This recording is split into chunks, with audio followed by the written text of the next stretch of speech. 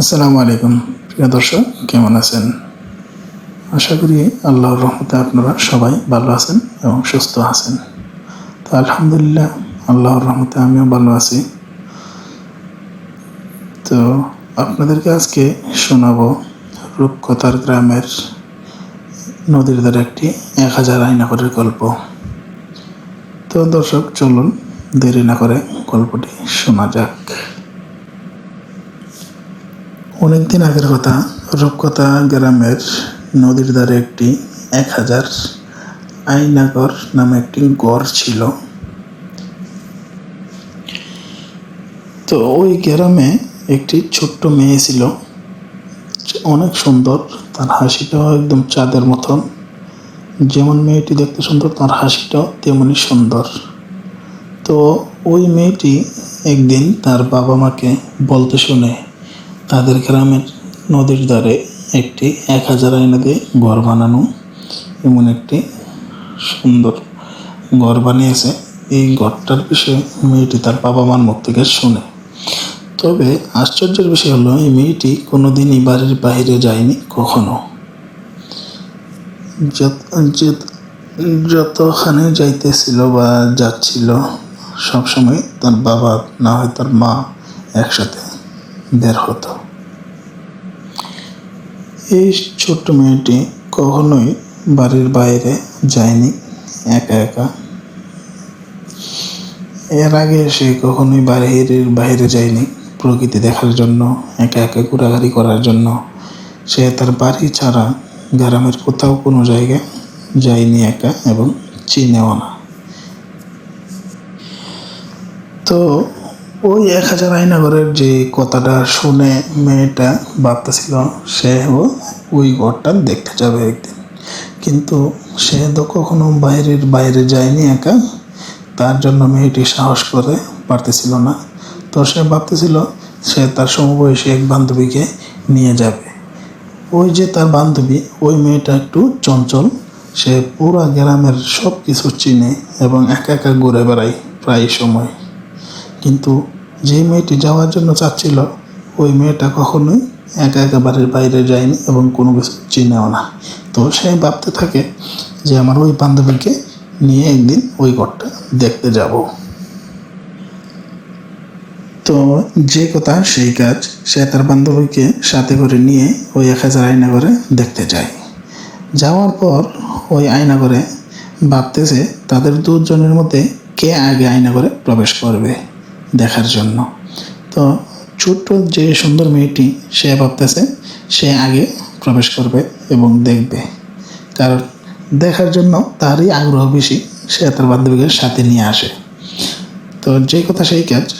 তো ওই মেয়েটি, তো ছোট্ট সেই সুন্দর মেয়েটি ঘরের ভিতরে প্রবেশ করে এবং চতুর্দিকে খুব সুন্দর সুন্দর মন মাতানো কারুকাজ দেখে মেয়েটির মুখ আনন্দে ভরে ওঠে এবং সে অবাক দৃষ্টিতে তা দেখতে থাকে ঘরের ভিতর পুরো কাজগুলো। যেদিকে তাকায় সে সেদিকে তার মন মুগ্ধ হয়ে যায়। এত সুন্দর, এত মনোরমভাবে ঘরের ভিতর কাজগুলা করা হয়েছে। আর যেহেতু এটা আয়নাঘর, তো ওই আয়নার কারণে মেয়েটি যেদিকে তাকাচ্ছিল সেদিকেই সে তাকিয়ে দেখতে পায়। এবং সে যেটা করে, আয়নার ভিতরে ওই প্রতিচ্ছবিটাও ঠিক সেই রকমই করে। তো মেয়েটি এগুলো দেখে আরও আনন্দিত হয় এবং খুব পছন্দ করে ওই ঘরটা। মেয়েটার মন কেড়ে নেয়। তো মেয়েটি এই কাজগুলা, বাহিরের অংশগুলো দেখেই তার মন মুগ্ধ হয়ে যায় এবং আস্তে আস্তে সে ঘরের ভিতরের দিকে, মানে আরও ভিতরে প্রবেশ করে। প্রথমে যেগুলো বলা হয়েছে এগুলো তো ছিল শুধু প্রথম প্রবেশদ্বারের যে আয়নার যে প্রতিচ্ছবি বা প্রবেশদ্বার, কিন্তু মেয়েটি আস্তে আস্তে করে ঘরের ভিতরের দিকে যায় এবং তার মন আরও আনন্দিত হয়ে যায়। কারণ সে যতই ভিতরের দিকে যাচ্ছিল, চতুর্পাশে শুধু সুন্দর সুন্দর কাজ, সুন্দর সুন্দর কারুকাজ, এইরকম ইয়েগুলো দেখতেছিল। কারণ এর আগে মেয়েটি কখনো কোথাও যায়নি এবং এই ধরনের কোনো কাজ সে দেখেনি। তো তার কাছে এটা একটা স্বপ্নের মতো। তো মেয়েটি যতই ভিতর দিকে যাচ্ছিল এবং সে দেখতেছিল এবং সে মনে মনে অনেক আনন্দিত এবং সৌন্দর্য দেখে খুব ভালো লাগতেছিল। এবং সে হাসলে 1000 আয়নার ভিতরে যে তার প্রতিচ্ছবি সবাই হাসে। তো এগুলো দেখে মেয়েটা খুব আনন্দিত হয়, অনেক ভালো লাগে মেয়েটার এই ঘরের দেখে, ঘরের কাজ দেখে, এবং তার মন খুব আনন্দিত যে সে এসে দেখতে পেরেছে এই ঘর। এর আগে সে কখনো কোথাও যায়নি, কিছু দেখিনি এরকম আশ্চর্যজনক কোনো কিছু। তো মেয়েটা এগুলো দেখে মন ভরে দেখে এবং অনেকক্ষণ সময় নিয়ে ভিতরে ঘুরে ঘুরে এসে দেখে। তো দেখা টেকা কমপ্লিট হলে তো তার যখন দেখা এক পর্যায়ে কমপ্লিট হয় এবং মন ভরে যায়, সে আনন্দের সাথে বাইরে আসে এবং তার বান্ধবীকে বলে, এবং সে তার ভালো লাগা বিষয়টা তার বান্ধবীর সাথে শেয়ার করে যে এইরকম সুন্দর আর কোনো দিন কোথাও সে যায়নি এমনকি দেখেনি। তো সে তার মনের আবেগটা যেভাবে সে ভালো লেগেছে সেভাবে প্রকাশ করে এবং দ্বিতীয় বান্ধবীকে বলে যে আমি যদি আবার সুযোগ পাই তাহলে আমি আবার আসব এই ঘরটা দেখার জন্য এখন থেকে। তো এই কথা বলে সে তার বান্ধবীকে বলে, তো ঠিক আছে আমি বাইরে দাঁড়াচ্ছি, এবার তুমি গিয়ে দেখে আসো। তো সে তার বান্ধবীর সাথে এগুলো শেয়ার করে এবং দ্বিতীয় মেয়েটি সব কিছু শোনার পর এবং আস্তে আস্তে সেও কিছুক্ষণ ভাবে এই বিষয়গুলো নিয়ে, তারপর সে আস্তে আস্তে ওই ঘরের দিকে এগোতে থাকে। তো আস্তে আস্তে এগোতে এগোতে মেয়েটি কিছুটা ভয়ভীতি নিয়ে ঘরের ভিতরে প্রবেশ করতে থাকে, 1000 আয়না ঘরের ভিতরে।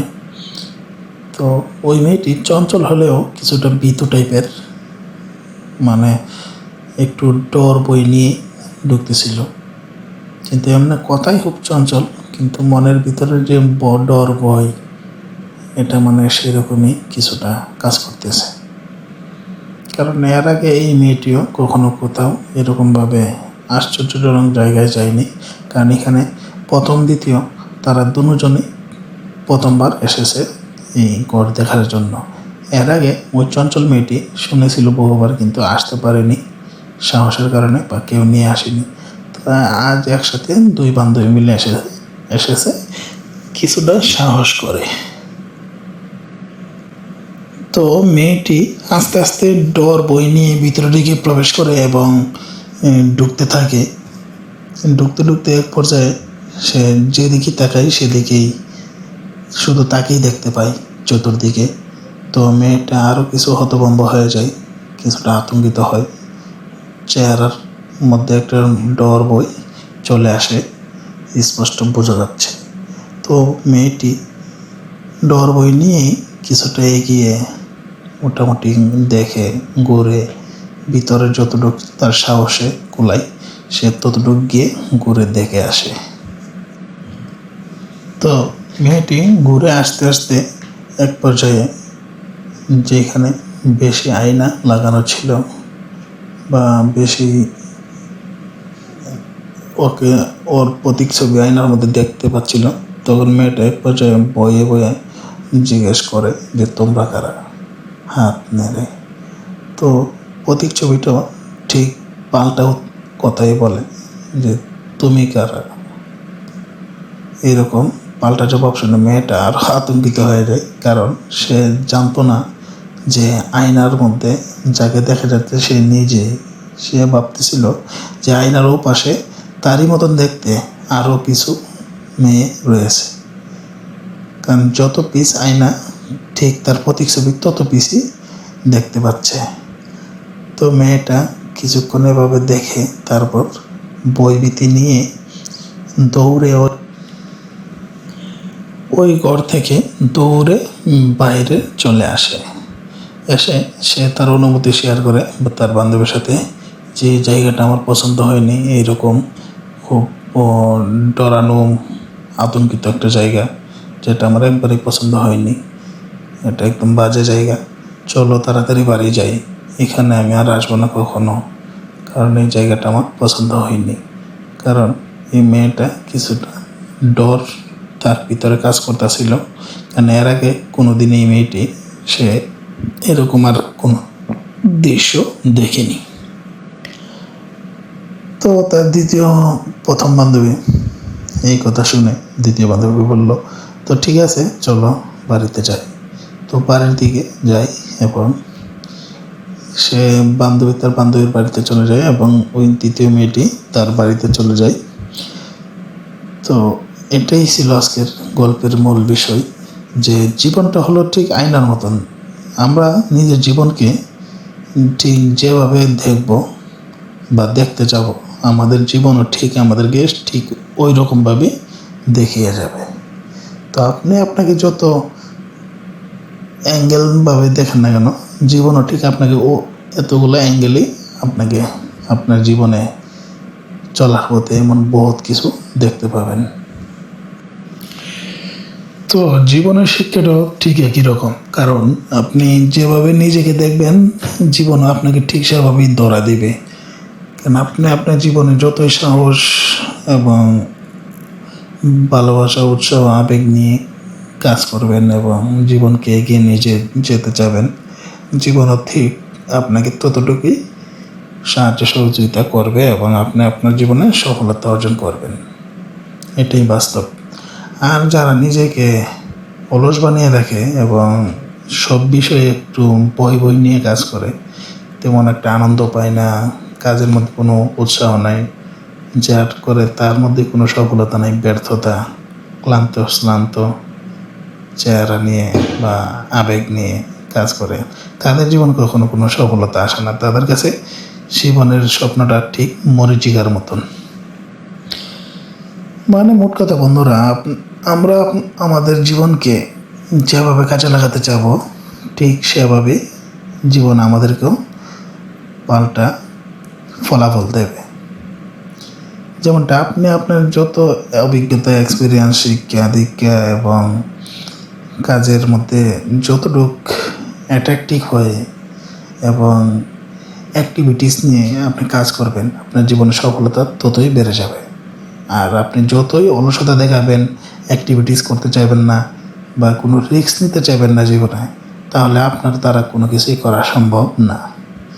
জীবনের প্রতিটা কদমে কদমে আমাদের রিস্ক নিয়ে চলতে হয় এবং রিস্ক যে যত বেশি নিতে পারে তার জীবনের সফলতার মাত্রা তত বেশি, যে নিতে পারে না তার জীবনের সফলতাও তেমন বেশি নেই। তো আমরা সমাজে এমন বহু কথা শুনি যে ইচ্ছা থাকলে সব কিছু সম্ভব, এবং মানুষ যা ইচ্ছা করে এবং আল্লাহ তা পূরণ করে তার বান্দার নিয়তের উপরে নির্ভর করে। কারণ আমরা এই বিষয়ে একটা কথা শুনতে পাই, হুজুররা আলেমরা সমাজে বলে থাকে যে আল আমালু বিন নিয়াত, মানে নিয়ত মানে বরকত। কারণ আপনার নিয়ত যদি সহি শুদ্ধ হয় এবং কাজটা সঠিক হয়, আর আপনি যদি পুরা অ্যাক্টিভিটিস নিয়ে কাজ করেন ফুল ফোকাস, তাহলে আপনি এই কাজে সফলতা হবেন ইনশাল্লাহ। তো বন্ধুরা, আমাদের আজকের গল্পের বিষয় এটাই ছিল যে সফল হতে হলে নিজেকে আগে দেখতে হবে। তো নিজের লাইফ নিজে দেখতে চাইলে কঠোর পরিশ্রম করতে হবে এবং নিজেকে এগিয়ে নিয়ে যেতে হবে। তো আমাদের লাইফকে কাজে লাগাতে হলে, জীবনকে সার্থক করতে হলে, সফলতা অর্জন করতে হলে আমাদেরকে কঠোর পরিশ্রম করতে হবে এবং খুব মনোযোগের সাথে নিজের জীবনের প্রতিটা কদমে কদমে অ্যাক্টিভিটিস নিয়ে কাজ করতে হবে। তা না হলে এই দুনিয়ায় আসা, বসা, খাওয়া দাওয়া তার কোনো মানে নেই। তো আজকের গল্পের বিষয় এটাই যে আমরা মেহনত করব, সফলতা অর্জন করব ইনশাআল্লাহ। তো বন্ধুরা, ভালো থাকবেন, সুস্থ থাকবেন, দেখা হবে আবার অন্য কোনো এপিসোডে। ধন্যবাদ, আল্লাহ হাফেজ।